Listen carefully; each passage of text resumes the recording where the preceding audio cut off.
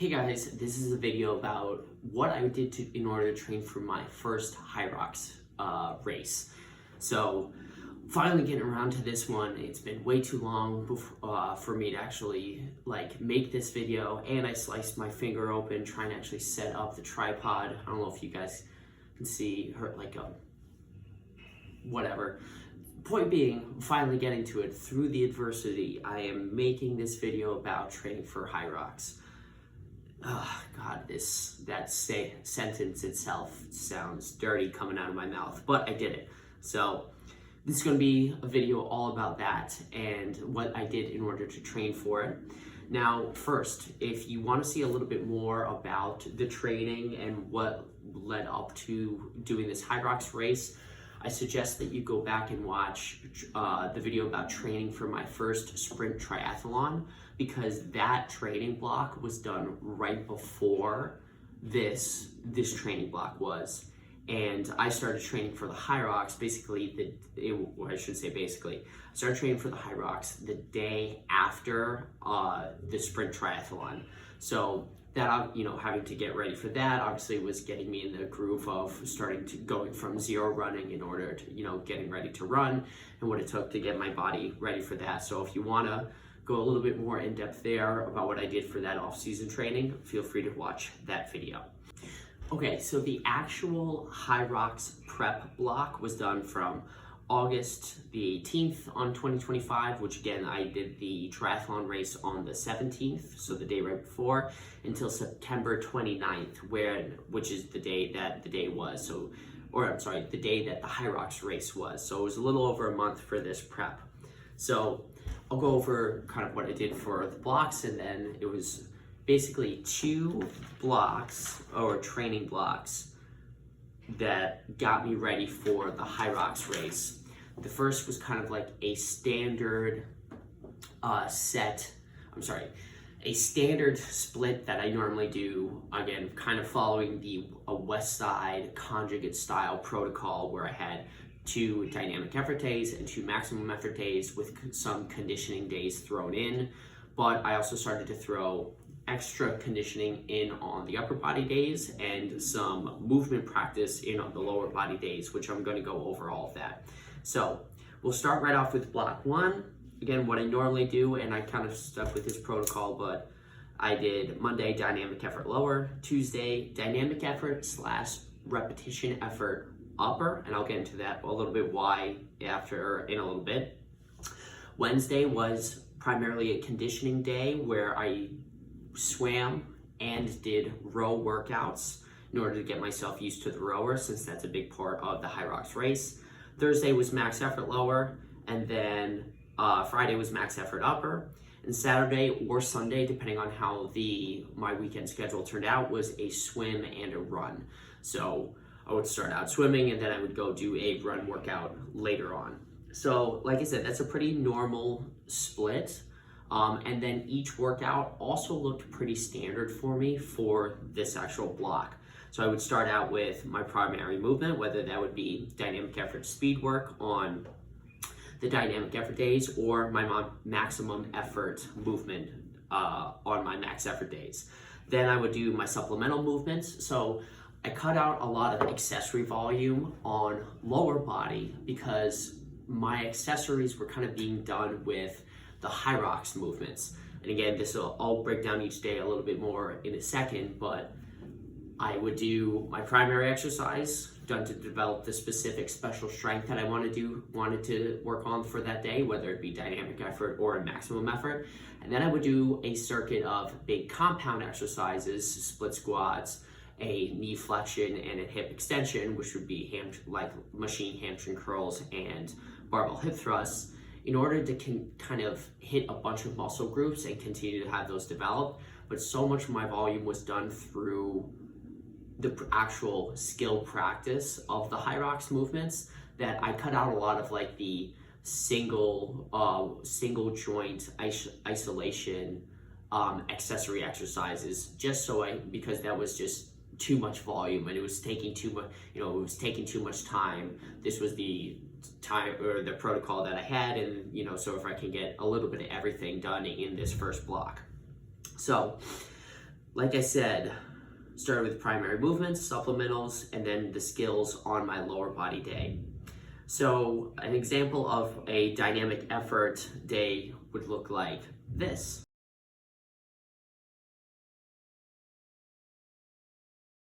So you can see I started with my dynamic effort and speed movements. I started with seated vertical jumps, then I would do sled push sprints, then I would do dynamic effort squats and dynamic effort deadlifts. And then as I kind of mentioned before, my supplemental movements were kind of the big compound movements to still hit a bunch of muscle groups, but not a lot of the smaller isolation movements, so that I kind of took off some of the volume, and it took a lot less time for me to get through all of that stuff that I wanted to get done in the workout. And so the compound movements would be like a tri-set of split squat, iso holds, lying hamstring curls, and then barbell hip thrusts.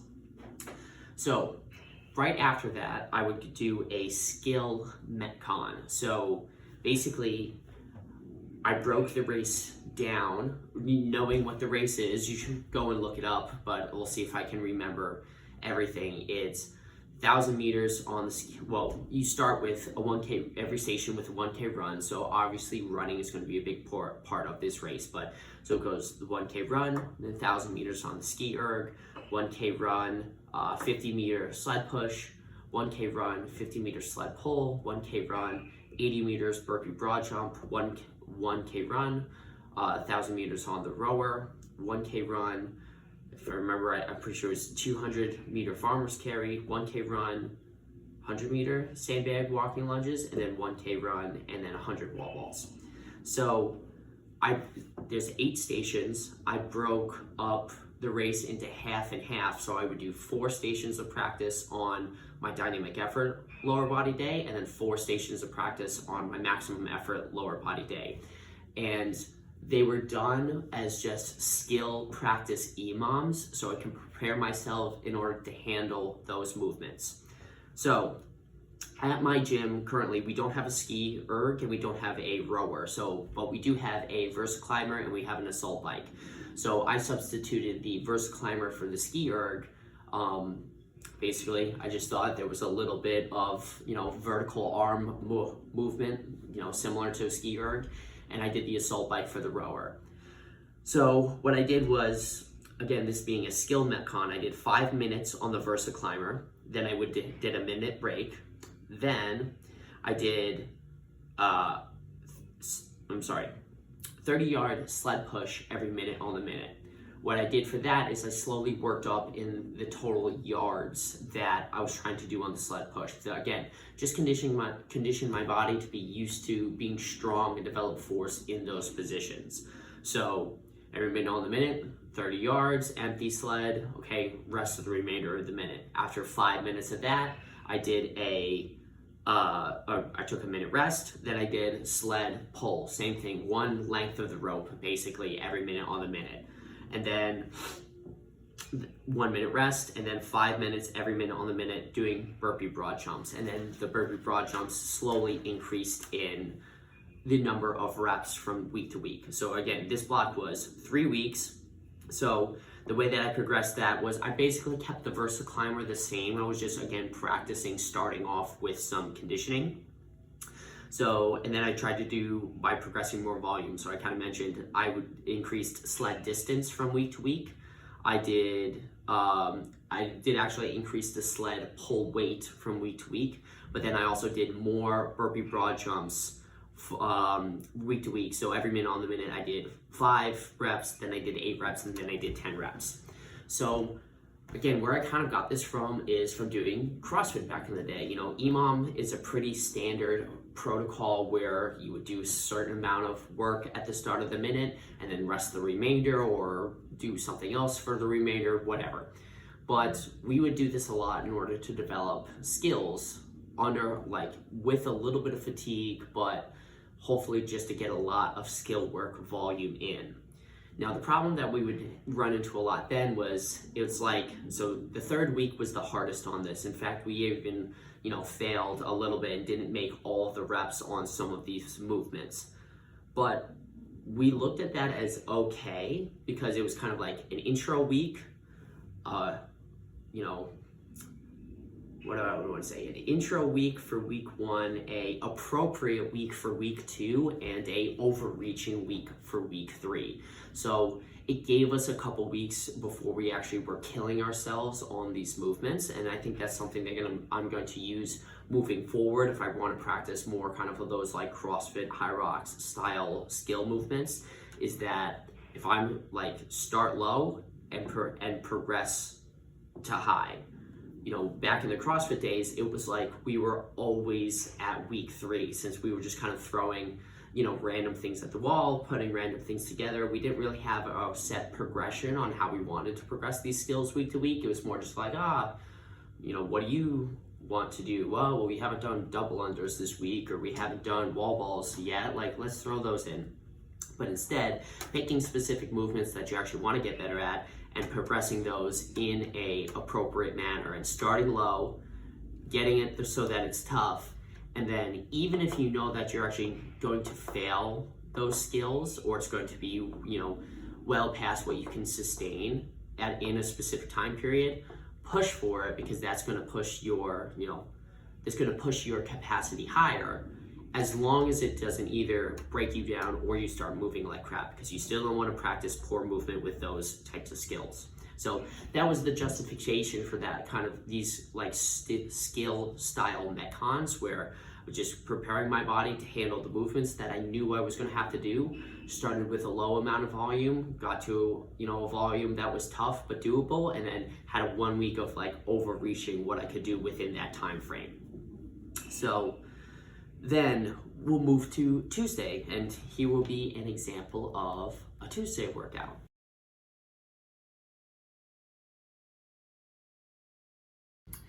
So as I mentioned before, Tuesdays are kind of dynamic effort upper, but / repetition effort upper, because I didn't really do a lot of dynamic effort bench press during these blocks, because that wasn't really going to be applicable to really the Hyrox race. So what I did was, like I said, I added a little bit more body weight style, like a body weight challenge in there, in place of the dynamic effort bench press that I would normally do. So the real dynamic effort movements that I did were the med ball throws, and that is, you know, still a great way to develop upper body power and speed strength is med ball throws. So I was still getting that stimulus in there. I just wasn't doing it through classic, you know, West Side style dynamic effort bench training. So then I went to, you know, a specific bodyweight challenge that I was trying to do, 50 pull-ups, strict pull-ups, and then 100 push-ups for time. And then just going to a bunch of upper body accessory movements like push-ups and YTWs, lateral raises, curls, and tricep extensions, just done to, you know, stimulate the muscle. And then, so because, I'm gonna try that again, keep going. What that workout ended with was assault bike conditioning done as like high intensity interval training. So I did my goal and what I progressed up to eventually was 4x4 with 4 minutes rest. So working at a specific pace for that 4-minute work interval that was really tough to sustain, and then trying to recover and then repeating that. So I progressed up to that by week 3. I started at week 1 with 4 by 2 minutes with 4 minutes rest, then 4 by 3 minutes, then 4 by 4 minutes by the time I got up to week 3. So just ending with, again, some general conditioning. The assault bike isn't specific to anything that I would see on the Hyrox, but still developing my aerobic capabilities. So then we got to Wednesday, and like as I mentioned, that was the swim/row day. Other than the first week, I didn't swim because I did a 5K row test, honestly, just because I wanted to. I wanted to see what I could get. I got 20 minutes, 13.9 seconds, just to, you know, again, kind of mess around with it, see what I can get. And my goal is definitely going to be to drop that. I'm going to have a conditioning goal to try to drop that as low as I can. Moving forward in the future, after that, I did my swim workout first, and then I did sets of 500 meters what I tried to go was trying to move at a really fast pace, like 145, 150, again, fast pace for me, and then doing a 3-minute rest interval, doing that 3 times. And I tried to drop that week to week. So now I'm on my maximum effort lower body work. So I would start that out with trap bar jumps and then 2-point sprints. Again, sticking with the theme of dynamic effort being kind of the faster jumps, and then the heavier jumps on the maximum effort day. I would do my maximum effort variation. Then I did safety bar split squats, single leg lying hamstring curls, and a belt squat isometric hold that I was playing around with this program. Again, keeping that with just hitting a couple big compound movements before I got into my skill metcon, which now I'm working on the second half of the Hyrox race. So again, I didn't have a rower, so I've substituted 5 minutes on the assault bike, where I tried to get at least 2 miles in under that 5 minutes. Took a minute break. I did heavy farmer's carry, basically just because I wanted to. So we have strongman farmer's handles here at the gym, and they're 35 pounds. I put a 45 on each side, so I did 125 pounds per hand. And then I added, that weight I just kept, I just added distance from week to week. And then I did sandbag walking lunges, again, every minute on the minute, and then wall balls every minute on the minute for 5 minutes each skill, with a minute break in between it for transition time and getting a water break.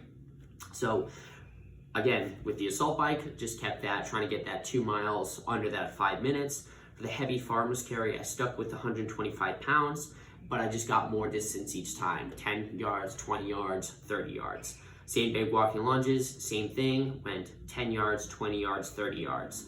Wall balls went 10 reps, 15 reps, 20 reps. So just trying to get more volume of the skills, either sticking at the same weight and just preparing myself to try to handle as many reps as I needed to do. And again, this felt very similar to the skill metcon on Monday, on dynamic effort day. Week 1 was pretty easy, just introducing my body to the movements. Week 2 was borderline and pretty tough, but got it. And then week 3 was overreaching. We definitely didn't finish the walking lunges, and I think we had 1 set of the wall balls that I needed to I didn't quite get. But other than that, I was good. So that was that.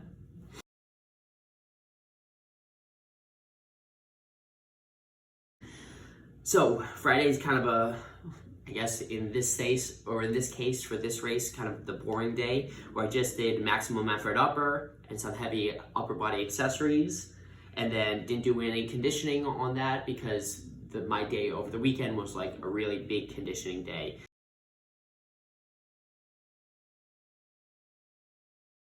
Where I did swim and a run. The run would be 20-minute low intensity steady state. I was kind of using that as my run warm up and just practicing moving and getting some time on my feet. And then I was actually doing the 1K repeats, where I try to keep a work to rest ratio of around 1-to-1. So I was getting a lot of those in 5 minutes. So it would be 5 minutes, 5 minutes of running, or again, right around whatever time that would be, and then the same amount of time resting in between each interval. I started with 3 intervals of that and then progressed 1 more interval each week. My goal is just trying to keep around the same time. Again, I knew I needed to be able to do at least 8K, and the race wound up being a lot more than just that 8K. Just in case you are getting ready for your first Hyrox, you probably need more running volume than just that. But just so I can build up to trying to be able to handle that running volume.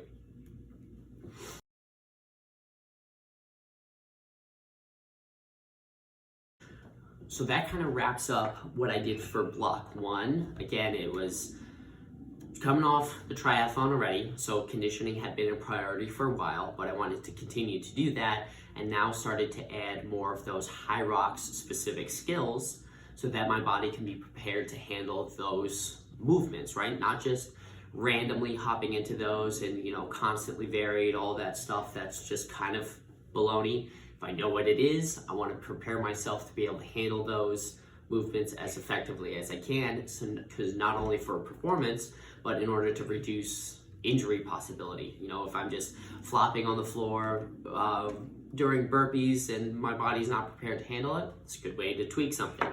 So that's why I didn't want to do that. I wanted to be prepared to handle those skills. So now moving into the second block, which was only a couple weeks, because the Hyrox race was going to be done within this block. So on my second block, I had the same split, but for, hold on, let me check my notes. Correct, so I had basically had, what the second block really consisted of was a week of prep, a practice Hyrox race, and then the deload right before the race. So what I did on the second block, on my dynamic effort day, I just did the jumps and the sprints that I was going to do, that I had done for the last, for my last block. Then I did the dynamic effort squat and deadlift work that I was planning on doing. The the accessory movements was the Metcon that I created. That was supposed to be, again, sticking with the theme that I was practicing the first half of the race on this day. However, what I was doing, I actually did this, instead of just doing it as an EMOM style and done to practice the movements, I actually did the same amount of volume on the movements that I was going to do in the actual race. The one change that I made to this was I didn't do all of the running for the Metcon. So, and again, I already mentioned that I substituted the VersaClimber for the ski erg because that's what my gym had. But, so, okay, first half Hyrox Metcon starts with a run. So around our building is a little bit more than a 1K loop. So I started with the run going around the building. I timed how long that took me. And what I did was, instead of each run, each time I should be running in order to actually make it like a standard Hyrox right before each workout event, I did sled drags with 90 pounds for the same amount of time that it took me to do the lap. The reason why I did that was to be able to, was to save my joints when it came to the capacity of running volume. I was still building up my running tolerance on my run day throughout the weekend, and that had been slowly progressing. So I thought that if I just threw, again, 4 more K of running, 4,000 meters more of running, doing these practice Metcons, that I would just destroy myself. So if I had more time, I would have continued to build that up slowly and even more, but I didn't. So I substituted that with sled drags in order to still get a similar movement pattern and then develop the similar muscle groups, and done for the same amount of time in order to develop similar energy system, but to save my joints wear and tear a little bit. And if I had all the time in the world, I wouldn't necessarily be worrying about that, and I would have had enough running capacity tolerance to probably handle that volume right from the get-go, but that's not the reality of what I was starting from and where I was going. So first run, then did 1,000 feet on the VersaClimber, again to simulate the 1,000 meters on the ski erg. Then did the sled drags with the same amount of weight that they actually do at the race and for the same distance. Same thing with the sled pull. Then again, I've been doing this sled drags with 90 pounds in between, and then ending with 90 yards burpee broad jumps. And then again, same amount of distance that I was actually going to do in the race, and then being done.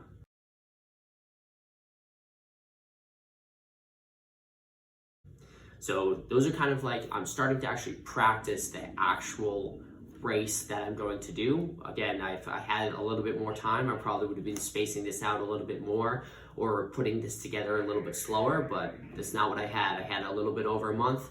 I did one prep block and then one like peak block. So this is where we're in right now. On Tuesday, I did repetition effort upper. I'm not really worried about the dynamic effort throws anymore. Kind of some easy upper body stuff, but still was going hard on the high intensity interval training on the assault bike. At this point, I'm now up to my four sets of 4 minutes with 4-minute break in between, and basically like pretty much going at threshold there. I was working really hard. So Wednesday still being the row day and swim day.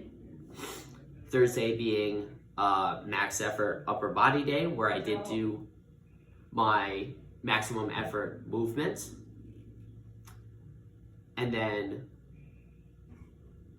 on that day, I did both the lower body movement and the upper body max effort movement, okay? And then I did my second half on Friday. So the second half Hyrox circuit on that Friday. So I did the same protocol that I did for what I did on Monday, where I did a lap around the building. And then the same amount of time that it took me to do that lap around the building is what I sled dragged in replacement for the rest of the 1K runs. So did my first run, then I did 2 miles on the assault bike, again because that replaced the rower, because we don't have a rower here. Then I did 220 yards of farmer's carry with the same amount of weight I was going to do in the race, 110 yards of sandbag walk and lunges with the same amount of weight that we were going to do in the race, and then 100 wall balls, again, with the same weight that I was going to do in the actual race. So that was the second half practice there.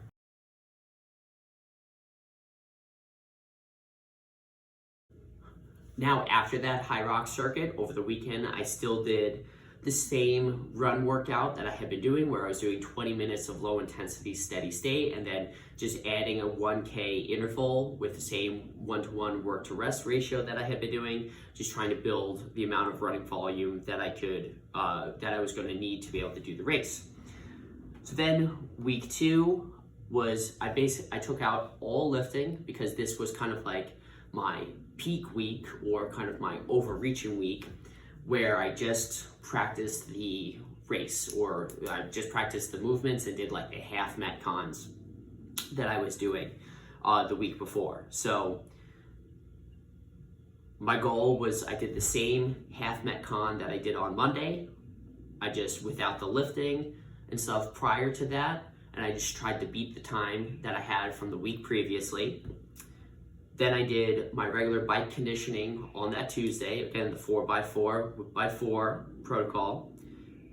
Then on the Wednesday, I did the second half Metcon, same one that I did on the Thursday, my last max effort day.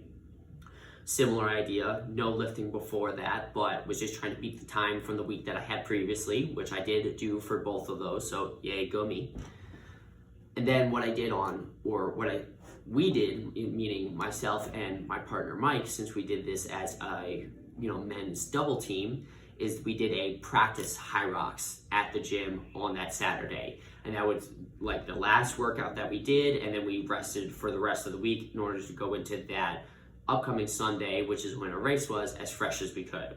So basically the 2 Metcons that I just told you about, we smashed them together and did a full one. But for this one, this practice one, we actually did all of the running. So each time we actually did a lap around our building. So did our lap, then we broke it up similar to how our plan was to actually do at the Hyrox race. So Mike took the Versa Climber, then we did the run again, then we alternated on the sled pushes, then we did the run, we alternated on the sled pulls, did the run, same thing, alternated on the burpee broad jumps, did the run. I took the assault bike because I was going to take the rower during the actual race. Then we did the run, farm's carry, we alternated with as well, sandbag lunges and wall balls until we were done. So that was a tough day. That was like our peak Hyrox workout. I'm happy to say that we made it through. We were at like an hour 32, I think, if I remember right. So our goal going off of that was to try to get underneath an hour and a half for our Hyrox.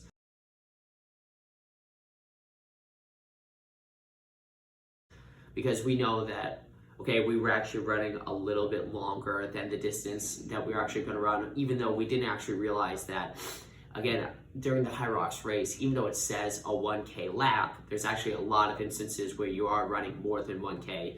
Your starting lap, you actually run a little bit farther because you need to come out of the starting chute, or at least we did at the Boston one. Then between having to run to each station that's, you know, in the middle of the rocks zone and having to find each station, you end up traveling quite a bit more than just the 8K that it has on paper. But still, our goal after that was like, let's try to get under an hour and a half. And I would be happy to report that we did do that during the actual race day. Me and Mike got 1 hour, 19 minutes, 19 seconds. So we wound up, we did pretty good. Our total run time was like 45:16. The total workout time was 26:53. And then the rocks zone. So what the rocks zone time is the amount of time it takes you once, again, it's basically you do 2 laps around the outside and then you go into the starting gate every time. You go in through the same way. How long it takes you to go from that starting gate to the stations and then get back out in order to do your laps again. They have water stations and all that stuff in there, so if you needed to take a break and get water, that's all great, but obviously that is still counting towards your time. So that our rock zone time was 7 minutes, 10 seconds. So we can definitely, we got a lot of room that we can improve on, but I have to say, for Mike and I getting, again, ready for this for like a month, you know, or just taking a month to decide to go do that. Again, I was running a decent for like another month before for the triathlon, but to go from the best powerlifting meet that I've had so far to in 2 months do a sprint triathlon and a Hyrox, it was pretty tough, and I'm proud of us, if I do say so myself. So definitely our running was like the total time that it took us to run. That was definitely probably the thing that we scored the lowest on. You know, we can always do a little bit better on the workouts, but we did actually wind up doing pretty good on the wall balls and the walk-in lunges were our top workout events where we scored relative to everybody else in the race. And then the sled pull, we actually did pretty good. Other than that, we were in like the bottom half of stuff. But we had fun. Highly recommend trying it out at least once. And I'm sure Mike and I are going to do it again.